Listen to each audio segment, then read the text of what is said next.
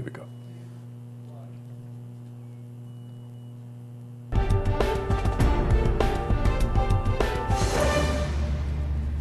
Welcome back, everyone.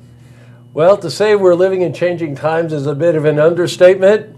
And, you think about people growing up, and then you think about girls growing up, and you think to yourself, whoa, where are the role models? What's going to happen? Well, for 35 years here in Saratoga, there's an organization that's actually a national, maybe international organization, right, Joan? International. Soroptimist, which in Greek means best for women.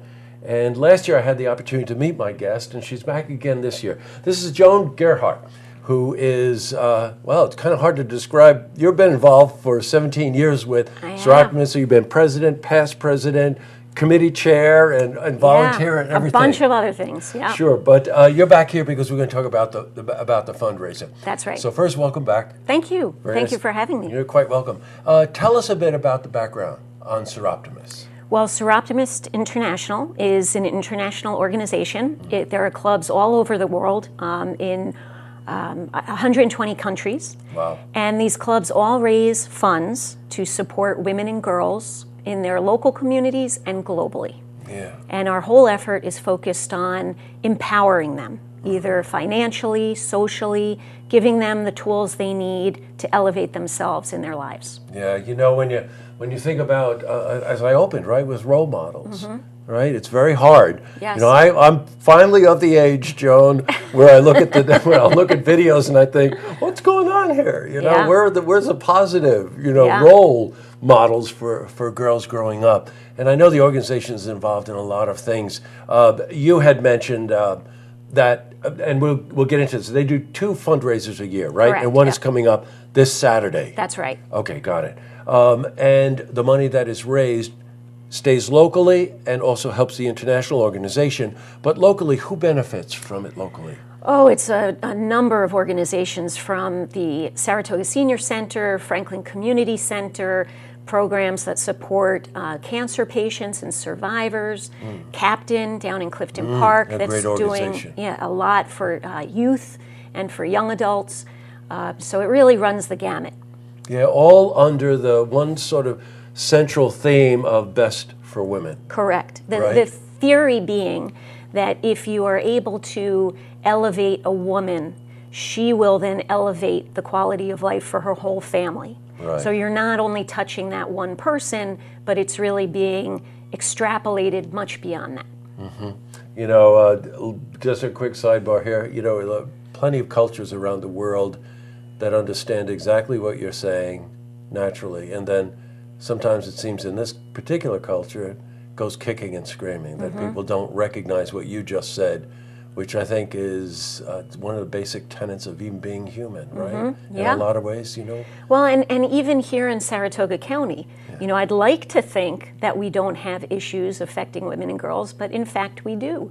We have sex trafficking. We have domestic violence in Saratoga County. So one of our initiatives here in Saratoga County is to work very closely with Wellspring to, again, elevate the women who are victims of these kinds of abuse so that they can get out of these lives full of violence and move on to better things for their what, families. I am going to take a pause there. She's mentioning organizations that if you watch this program, we're very involved with. But Maggie Frank, who is the executive director of Wellspring, is a frequent guest here.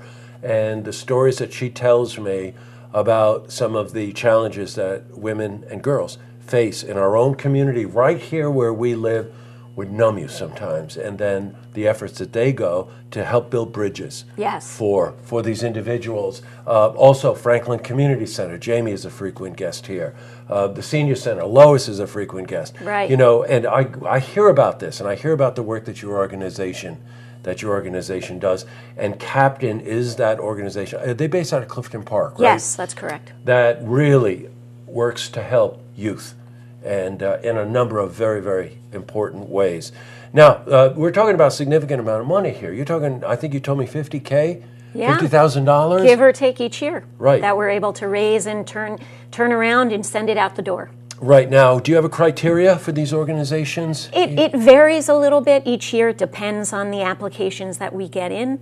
But we essentially see what we've raised, and then we have an application process. So it's really open to any organization to apply, and then we decide as a group how to distribute the funds. Gotcha. Now, the Soroptimists of Saratoga County have 2 fundraisers a year. They're both fun. The one that we're going to have you back again. Yeah. What is the Secret Garden Tour? Secret Garden Tour in July. July 9th, actually. Yeah, I'll give it an early plug. You get to see all of the great gardens around here, right? My wife particularly loves that one. Yeah. But this one coming up Saturday is Cabin Fever. You know, this is a perfect opportunity, the 3rd week in January, when all of us are going, oh, you know. Well, and the sleet has started outside today, yeah, so it's time. Started, I know. So this Saturday, it's a luncheon, which is very nice, middle of the day, so easy to get to, easy to get back. Right. At Saratoga National, right? Correct. Yes, got it.